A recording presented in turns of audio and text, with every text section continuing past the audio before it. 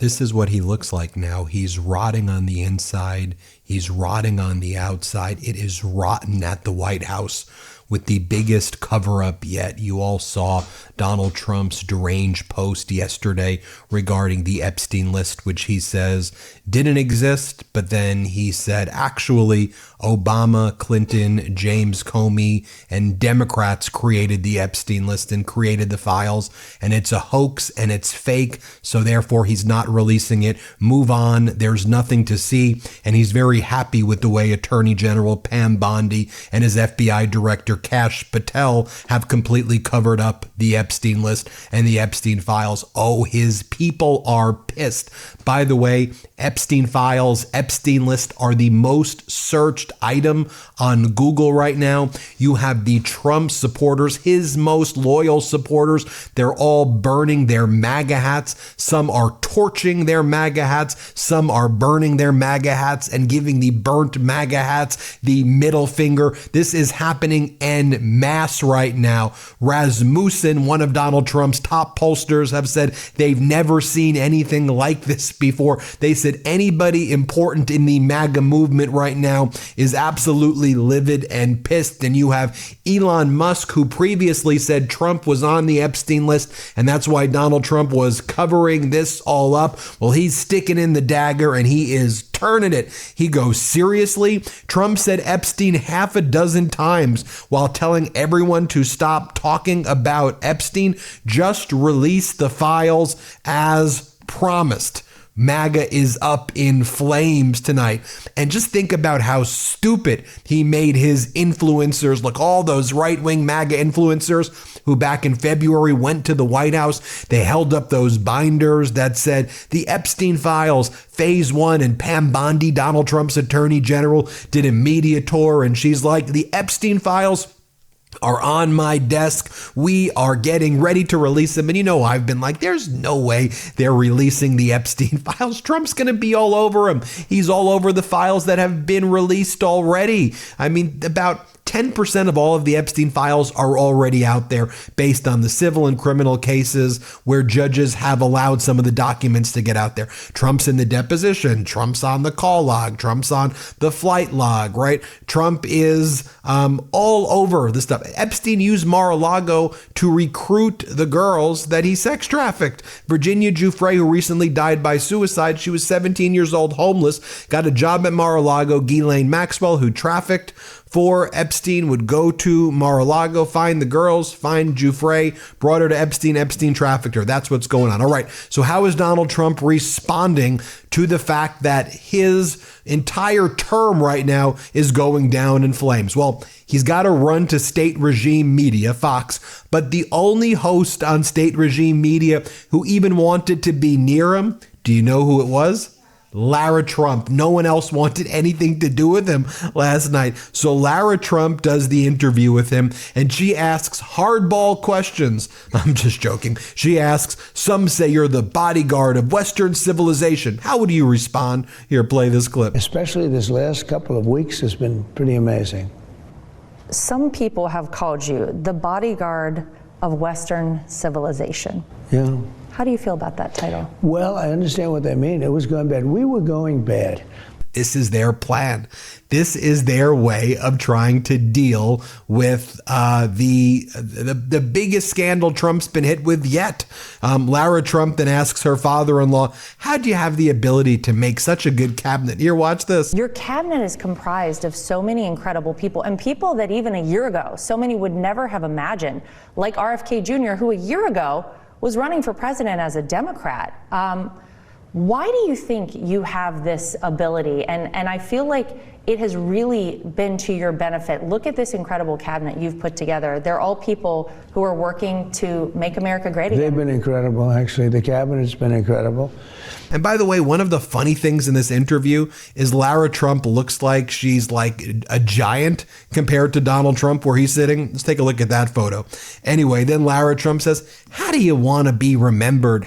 This is their way of trying to get their viewers to be distracted. But even the Fox cult, they're not being brainwashed by this anymore. They're going, release the Epstein files. Here's what she says. Here, play this clip. Just to wrap up here. You're talking about people not remembering. I don't think anyone will ever forget President Donald J. Trump. But when history looks back on this time in our country, when history looks back on you, how would you like to be remembered?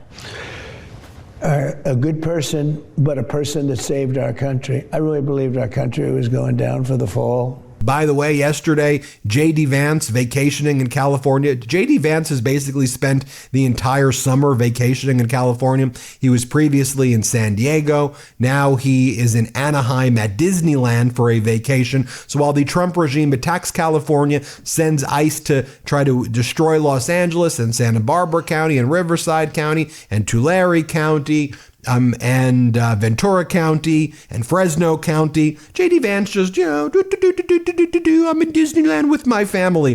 To which Governor Newsom writes, J.D. Vance on Tom Sawyer Island and looking for the next alligator Alcatraz. Too many happy families for him in one place. Governor Newsom says, hope you enjoy your family time, J.D. Vance. The families you're tearing apart certainly won't.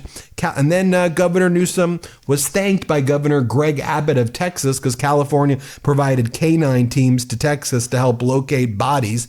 And Greg Abbott goes, thanks to California governor for sending canine teams to Texas. The quick response from many states was crucial in our rescue and recovery.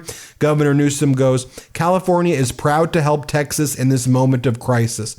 Tragedy tests us. How we come together to help communities recover defines us, right? So while Newsom is sounding presidential and talking like that, remember what Donald Trump said at the press conference he held on Friday?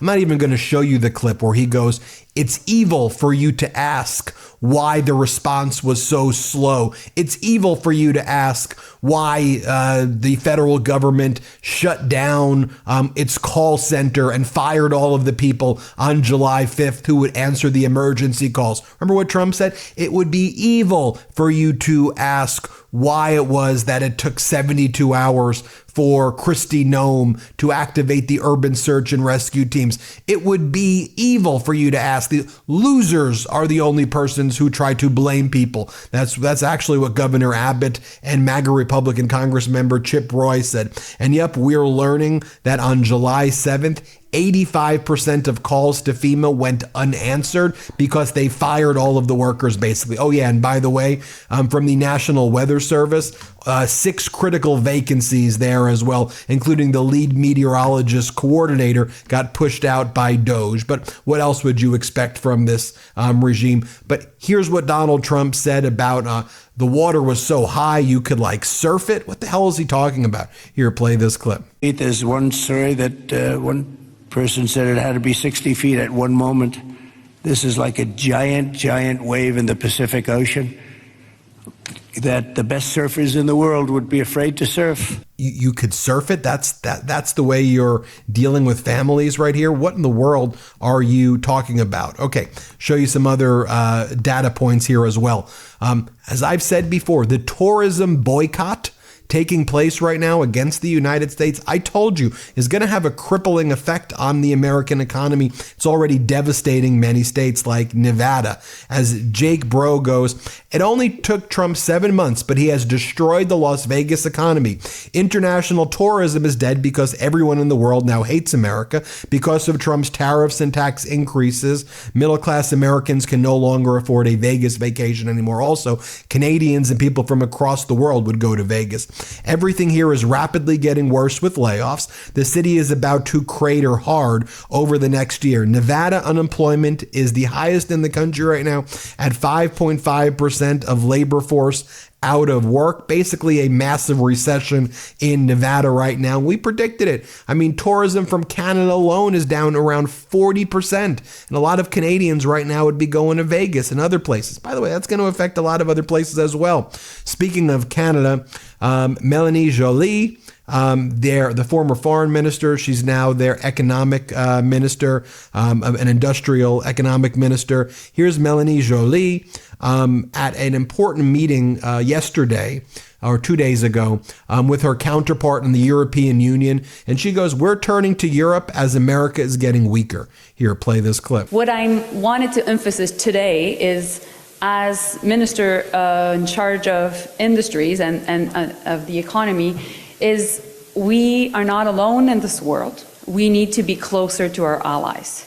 And that is why today is so important. It's been only 15 days that the Prime Minister signed an agreement with the EU to make sure that not only, of course, that we have free trade agreement, but that we are very closely aligned on defense and on all our industrial policies.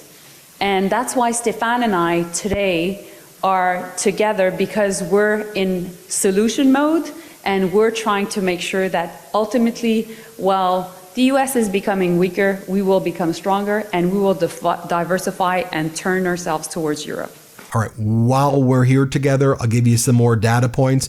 We had Michael Wolff, Donald Trump's biographer, and someone who was going to be potentially doing Jeffrey Epstein's biographer. We had him on the MeidasTouch network yesterday. Here's what Michael Wolff had to say. Here, let's play this clip. Once when I was, this was in Mar-a-Lago, I went to have a sit down with him. And his aides just asked me, a rough outline of what I wanted to talk about. And I had a lot of subjects, but I also said Epstein. And they said, if you ask about that, he'll just stop the interview and you won't get anything. So this person said, I recommend you can ask about anything, but I really recommend you not ask that if you hope for this interview to go on. Now here's Michael Wolff in another interview talking about the photos that he saw of Trump and Epstein with naked girls on their laps. Here, play this clip. And I've said before that Epstein used to bring out this set of pictures. There were about a dozen snapshots, and among them there are at least three that I remember. Two of topless girls sitting in Trump's lap around Epstein's swimming pool, and then one with a stain on the front of Trump's pants with three or four girls laughing and pointing at it. So I have seen those pictures. So what's your best guess as to where they are? Well, I'm my best guess is that Epstein kept them in the safe. The safe was emptied out by the FBI. Where are those pictures? And finally, I want you all to remember this clip right here. This is from 2020 when Donald Trump was interviewed by Axios on HBO, and he was asked, why did you wish Ghislaine Maxwell? They were very close friends together. I mean, Ghislaine and Jeffrey Epstein lived like 2 blocks away from Trump's Mar-a-Lago. And that's why Trump said Epstein's a great guy on the younger side. They hung out together. They were involved in all of this together. It's pretty clear from all of the stuff that was released. They did this stuff together. So Trump was asked, why did you wish Ghislaine Maxwell well?